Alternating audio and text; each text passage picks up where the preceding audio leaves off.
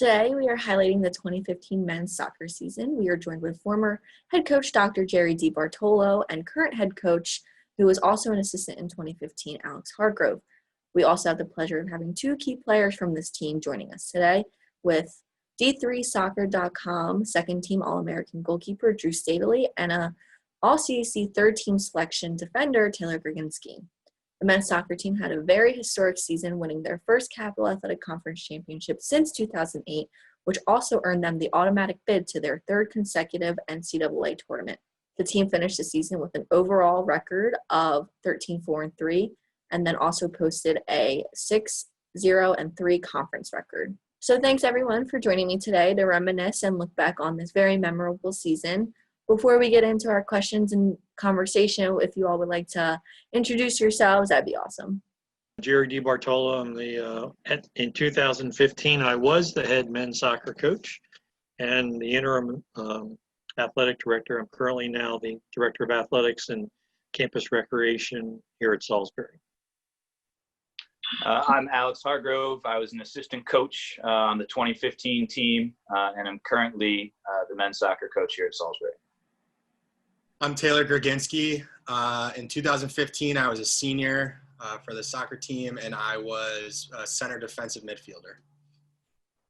And I'm Drew Staedeli. I was a senior in 2015, and I was a goalie. So thanks everyone again. I really want to highlight the entire season because there are so many notable moments to talk about, but I mostly want to focus on the conference championship and how you guys won, and the NCAA automatic bid and the overall experience in the tournament. So to briefly discuss the regular season, I was looking at the schedule from this year, and there were some very high quality opponents. You played Eastern, who was ranked 14th at the time, and Catholic, who is still a really good program that we do see every year. And then the Washington College game went into double overtime, and there were so many other great schools and programs that you played. So Coach DiBartolo, to start with you again, how do you think the high-quality competition in the regular season allowed your team to prepare for the conference and postseason play? Sure. So one of the things we've always tried to do while I was a coach and while Al was either a player or these young men were players with us was we tried to schedule the best non-conference scheduled games we could. And quite often we had difficulty finding games and teams to play for a number of reasons. One was many teams thought it was too far to travel, that we were, so far away from all these other places. We've had very good teams. We played a style that a lot of teams didn't like to play against. So we had a number of those factors. So we always tried to, put together a schedule that if we weren't successful in getting the automatic qualifier, we would be in a position to at least be considered for an at-large bid. And I think the 15 schedule was no different. The one thing is as you talked about, preparing for this conversation, I went back and looked, and over the 4 years that Taylor and Drew were with this program, we lost as a team only 2 regular season conference games. Now, we finished number 1 seed 3 of the 4 years, and we were the number 2 seed 1 year. So 15 was kind of magical in that, once again, we went undefeated through the conference, and we finally got over that hump of winning that conference championship. So I knew it was fulfilling for those young men. Obviously, it was fulfilling for Alex and I because we had some frustrations along the way, losing some games we thought we should have won when we got to the conference tournament. But I thought it was just kind of magical that, all the pieces came together. It was definitely, it's a big part of it. I mean, throughout the whole season, we had high quality games. I remember even the first weekend at our Elmer Lord tournament, we played Merchant Marine and Rutgers, who I think after that week, all three of us were ranked nationally. And it was definitely a big part of us just playing good teams throughout the course of the season, so that by time the playoffs came around, we were prepared, like the coach said. Cool. So then, Alex, this next question is coming to you. So in your eyes, during the regular season, was there any like specific moment, game, or practice in the regular season where you just saw the team come together and click, or were the connections just natural on the field since the beginning and just flowed very well? I think this was a tight and close group. I think what was unique about this group is, in the two previous seasons, there were some, really valuable leaders who had graduated, and some highly decorated players in terms of all conference guys, all region guys who had just graduated. So this 2015 team was kind of made up of a group of guys who had maybe been in some more supportive roles, and I think they kind of had a little bit of a willingness to step into the bigger leadership roles, and certainly performance roles as well. But I can't speak to a specific moment, but I think even just from that first game, it was a neutral site game against Susquehanna. It wasn't the prettiest game by any means, and I don't think either goal we scored was beautiful, but we walked away with a 2-1 win, and I think that was a real hallmark win for the group of characters we had. And I will say, I think it was clear after the loss to Catholic that this group had kind of made a decision, whether they were conscious of it or not, that they just weren't going to lose another game. And then they went on a stretch of games all the way into the NCAA tournament proving that. So, Alex, can I piggyback on that? I think you Yes, and I please. had a conversation after that Susquehanna game where we tried a formation that we thought could work, that we thought could carry us through the season with 3 backs and 5 midfielders. Yeah. And we realized that it just wasn't going to work, that we thought we had the personnel to play that formation. And after that game, if I remember correctly, coming back on the bus, we had a long conversation basically saying, we can't do this.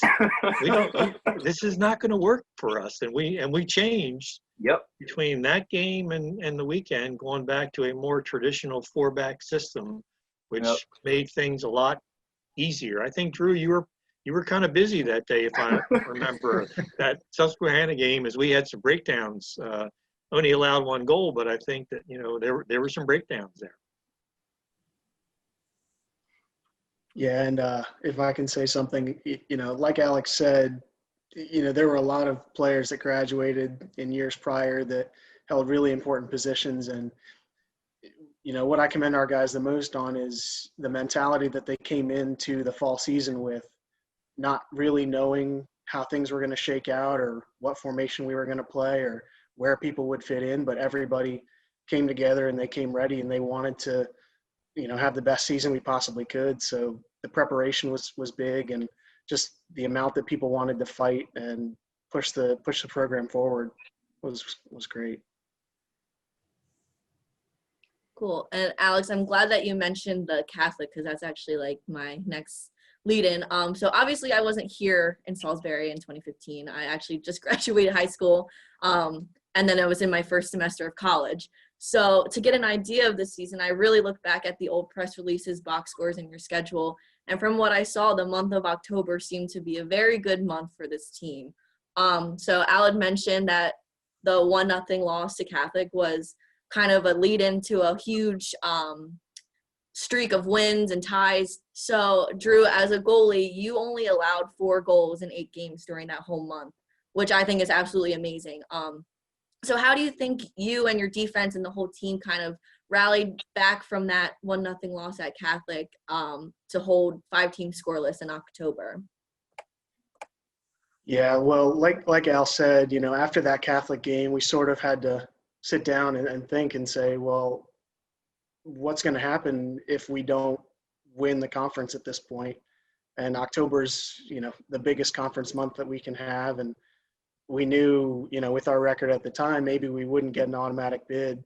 or a Pool C bid into the NCAA's because our record wasn't good enough. So, you know, we had to turn it on. We had to do something right to win the conference. And, you know, playing really well in October sets you up. You get the number 1 seed and you play at home. And we were sort of used to that. So, you know, anything else, you know, who knows how the season would have played out. So props to the defense, props to everybody for stepping up big in that month when the pressure came on. Yeah, and I remember, it's funny, Al mentioned earlier about us scoring some ugly goals in the Susquehanna game, but I think around that stretch when we lost to Catholic, I remember Coach Debo telling us, hey, every goal is a beautiful goal, and just, we got to do whatever we can to get in the back of the net, because that Catholic game, I mean, I don't think we played too horribly. We just couldn't find the back of the net, and that's something that stuck with me, is when Coach told us, hey, every goal is a beautiful goal. And we found some later on. So we found a little bit of a success, but that definitely stuck with me.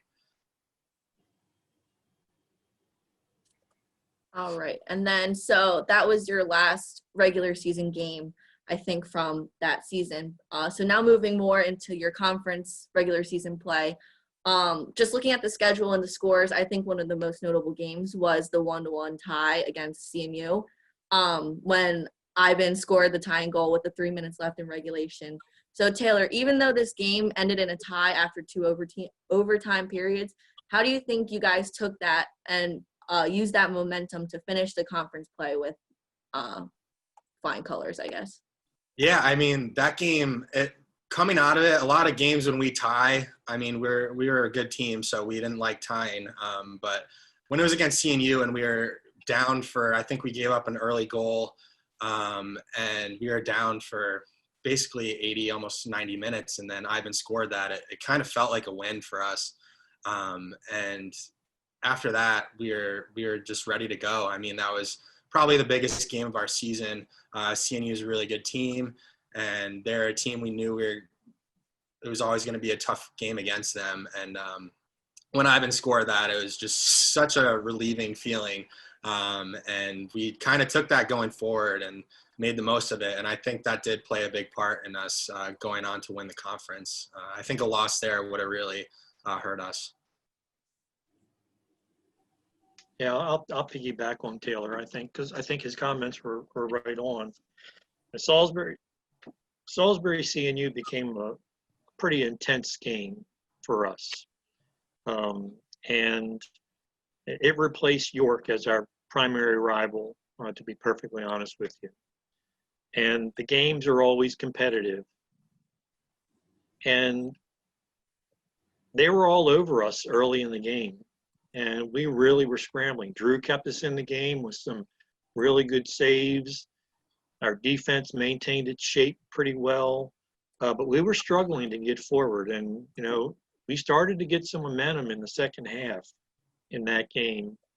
And I don't want to give away too much about CNU, but we scored a classic Salisbury goal against Christopher Newport that we have scored at Christopher Newport a number of times, which is a ball that we play wide.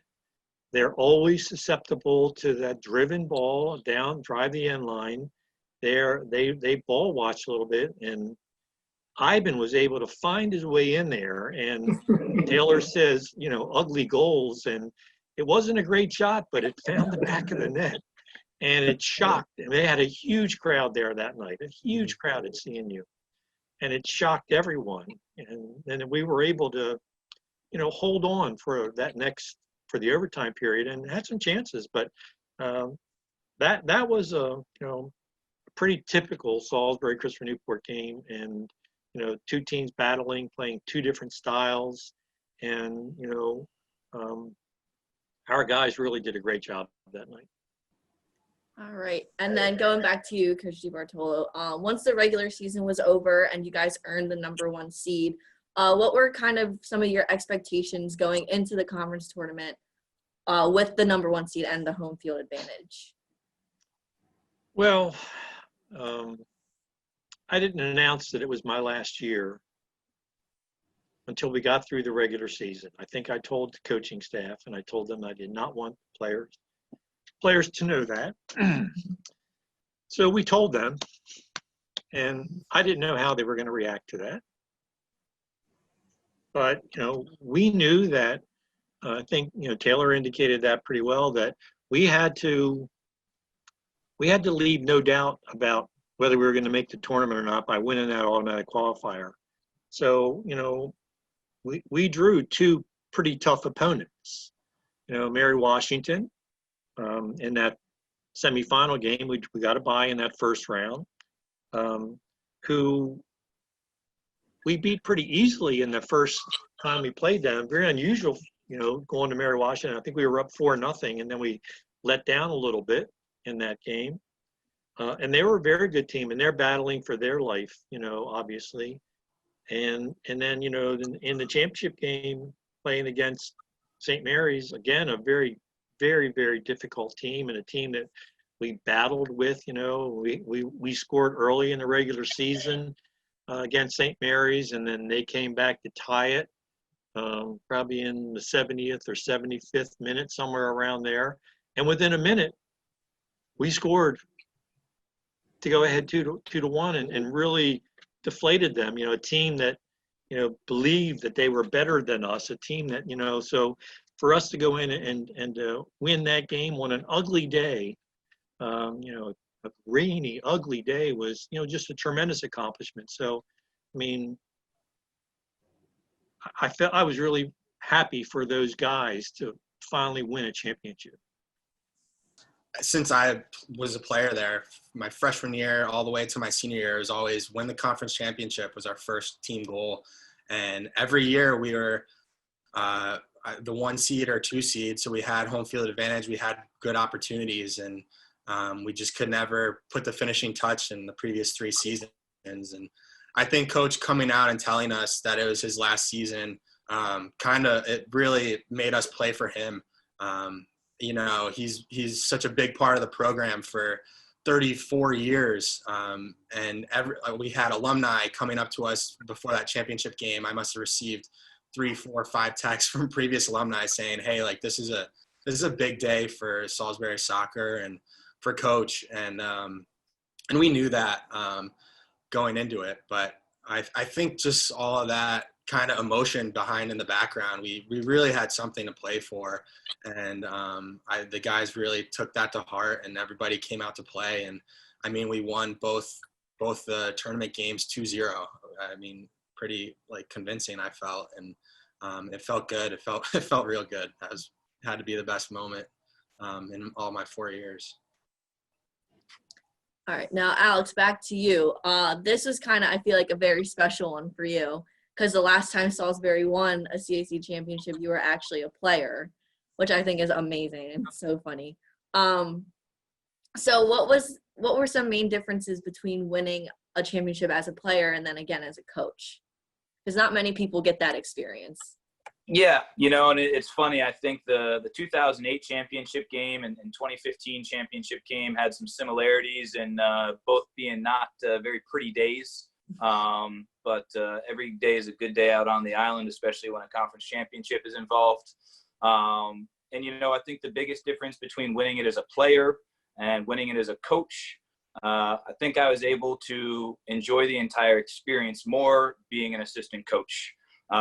To be on the sidelines and watch those guys rush the field and celebrate with the fans. And that's a special moment to see, not only just seasons of hard work, but in Taylor and Drew's scenario, 3.5 years of hard work come together in that moment.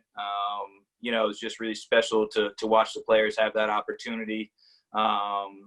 As a player, you're maybe caught up in the moment a little bit. So on the coaching side, I found it a bit more rewarding to just take in the whole experience with a little bit more perspective, and certainly to know how hard it is and difficult it is to get to that point and show up for 90 minutes on that day and put in a performance that's deserving of a win. It was just an awesome opportunity to watch those guys enjoy it in the way that they did, and enjoy it with the coaching staff too. Cool. So now going more into the NCAA tournament and that experience, which I think is a great experience. I was lucky enough to go to the NCAA tournament when I played field hockey in college, and it was just like an experience that I will probably never forget because I thought it was the coolest thing ever. So this question is really open to anybody.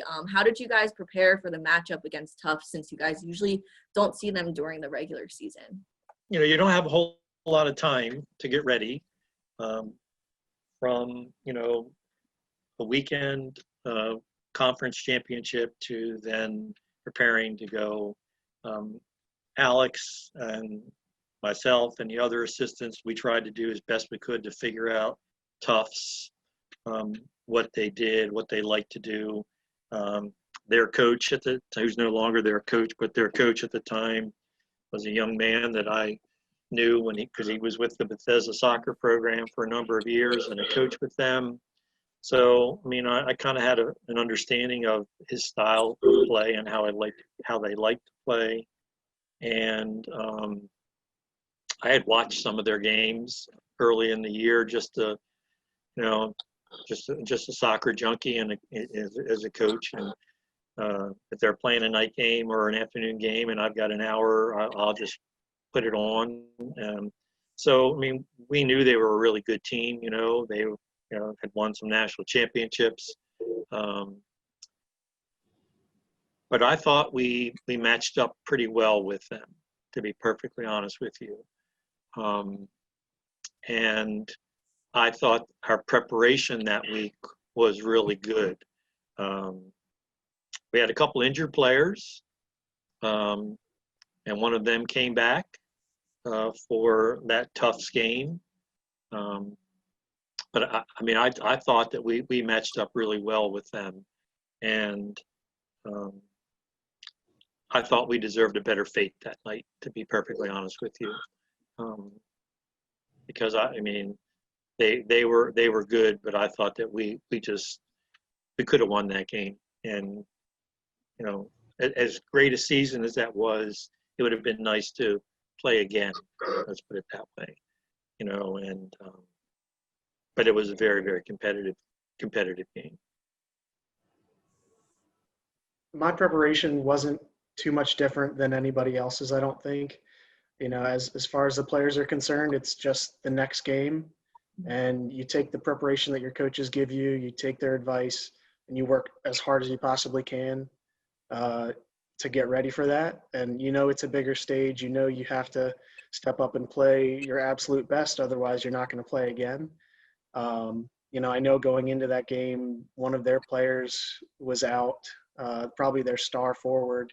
So, that was something we had to deal with, and understanding how they were going to make adjustments on their side. And I don't think they had an idea either.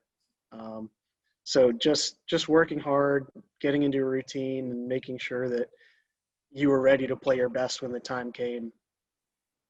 Obviously, this season was a very special one, as we kind of talked about, all the great success on and off the field, and even with the coaches. So, Coach DiBartolo, this one's back to you. This was obviously, as we mentioned, your last season after 34 years. So how special was it ending your coaching career with this group of guys and the success of the team, and kind of ending the DiBartolo dynasty of men's soccer? I don't know if I call it a dynasty or not, but this was a special team. I felt all of our teams had very unique and special appeals. This was a very special team. It was a team that was very close knit, and I would say that not only just the players, but the parents and the fans. It was a very, very close-knit team, and it's a team that throughout the course of the year, different players stepped up to make some really important contributions.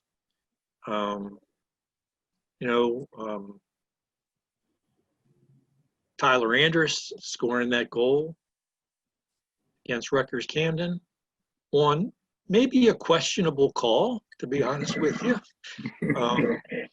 And even when I see that, when I talk to that coach from Rutgers Camden, he still talks about that.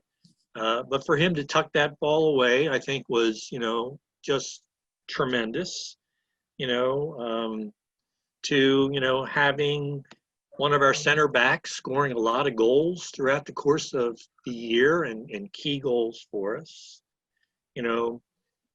Taylor was, just a warrior, in terms of logging minutes and tough assignments and Drew,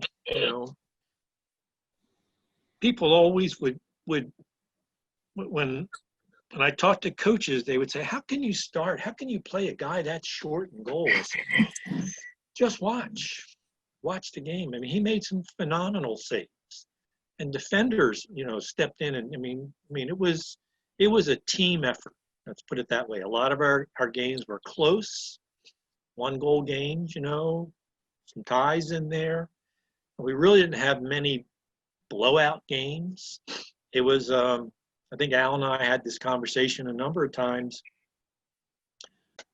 We manufactured goals in that year. It wasn't like we had a guy who was just going to, in past years, we'd have guys, you get them the ball, they're going to find a way to beat 2 defenders and go, But it was a team where we had some guys who were beat up and doing everything they could to help us. And every game, somebody would step up. And I think that's what made it special. It was a group effort, obviously.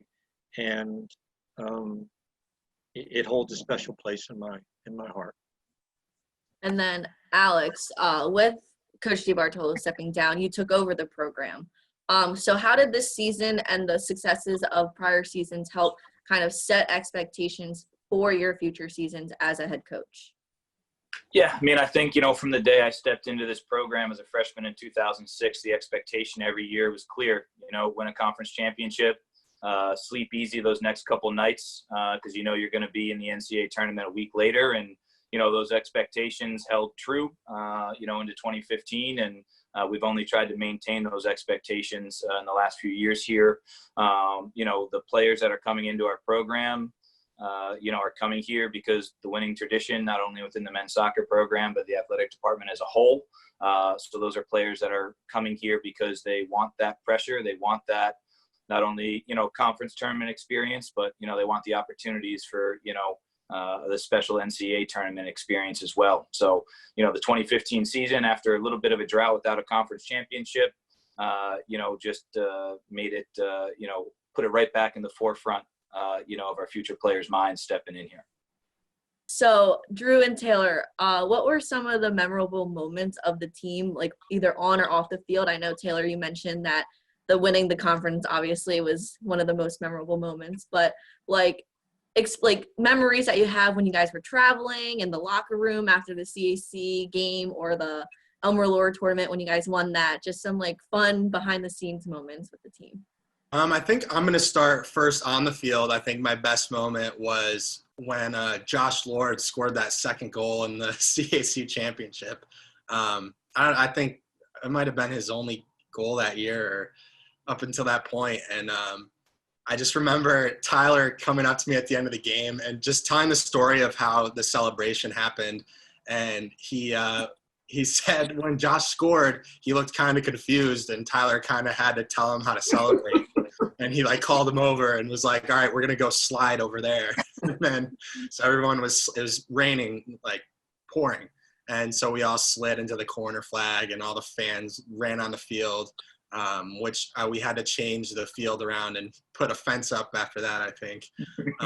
But I think that was definitely by far my favorite moment. And Tyler telling me that story is just funny. And Taylor, what happened before Josh scored that goal? Do you remember our player having to hold his shorts up to try to get that ball across? Yeah. Brad, his shorts were way too big, and they kept falling down the whole game. And literally, so I remember, I think I passed it to Brad, and he did this move on this guy and made him fall. It was awesome. But his pants started falling down. So I pull up his pants while he's trying to shoot, and because of that, he kind of whiffed, and the ball just rolled to Josh's feet, and he kicked it in. And then Brad went and slid and his pants were falling down again. And I think whatever the local news channel put up the highlights, and you could see him pulling up his pants during the celebration. Yeah, I forgot about that. That's funny. Exactly.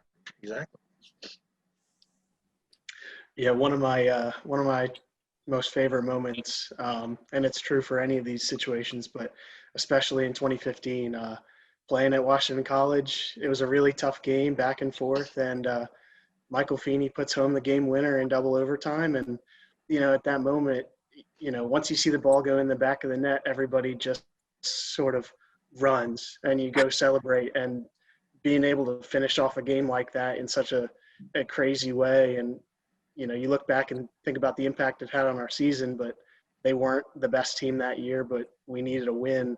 Then he was right there. And just the feeling that you get to go run and celebrate with all your brothers out there on the field there's no better feeling. So that was probably one of my favorite moments that year. Coaches, do you have any favorite moments that you want to talk about? Al, why don't you go first? Yeah, so it won't classify and culminate in one moment like those, but the practice before the NCAA game, the day before, night before, has always been a special one for me. So to be up at Montclair State under the lights, on a chilly evening, and to get that classic pregame practice of 4-goal 5s and PKs in. There's just a feeling and an electricity and an excitement to that practice before an NCAA game that is different to any other practice during the year. So that's a moment and a day for me that stuck out. I'm not sure if there's one moment for me either. I would be, I think I would forget a lot of things. I think what I said earlier is that so many people contributed to success throughout the course of that year, and as the Taylor and Drew were talking, different games, somebody stepped up, whether it was, Kendrick that year scoring some goals for us, or Leslie, or, it was just, this is what I would say was a team effort that, next person up is going to have to help us, whoever that person's going to be. I think we had some people miss penalty kicks that year. Don't forget. I think we had some of those, but we still found a way to make that work for us. Drew had some phenomenal saves, some really acrobatic saves. We saved some balls off the goal line. We had some really heated games. We were probably really disappointed in losing that Eastern game, to be perfectly honest with you. Really disappointed in tying Marymount that year.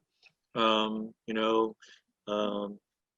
didn't seem like a win with that, getting that tie that year, to be perfectly honest with you. But, I don't know what it is, but for some reason, Marymount's been a thorn in our side for many, many years. When we've had teams that have been strong and gone to the NCAA tournament, especially when we play them at their place, wherever that might be, because their field kept switching, every other year. But I think that from the day we started preseason practice, you could tell there was just something special about the group. And we had a freshman who hadn't done much all year score the second goal in the conference championship. We had it was just a great effort, and for me, because of my duties were split that year between trying to figure out what to do as an interim athletic director, a lot more responsibility on Alex that year, more administrative responsibilities and other things, that it was just, it was a great ending to a coaching career. I couldn't have thought of it to be better, to be honest with you. as disappointed as I was in the game against Tufts and us not getting the result, because we were up 1-0 in that game, and I thought we were doing really well. That I know everybody was disappointed, on the bus on the way home, but it was still just a great year, I think, and I'm glad that those seniors got to feel that feeling of winning a conference championship. That was their third consecutive NCAA postseason event. We were home for one of those and got really lucky to get selected to host a really good regional draw a couple years before that, and then Taylor got a chance to play against a team that was near him, one of the teams that he thought about going to the year before that, so but it was a really special group. It sounds like it, especially when you win a conference tournament. It's always just such a memorable season in itself. But that's all I have for you all. Again, thank you for taking the time to sit down and kind of go down memory lane with me. I love hearing about past seasons because I grew up in Maryland, and I knew about Salisbury when I was just a little girl, and I always knew Salisbury athletics were ones to definitely keep an eye out for, because it's just such a great program and great school. So again, thank you guys for meeting with me. I really do appreciate it. Yeah. Thanks, Katie. Thank you, Taylor and Drew. Yeah, thanks, guys. Stay in touch, okay? Will do.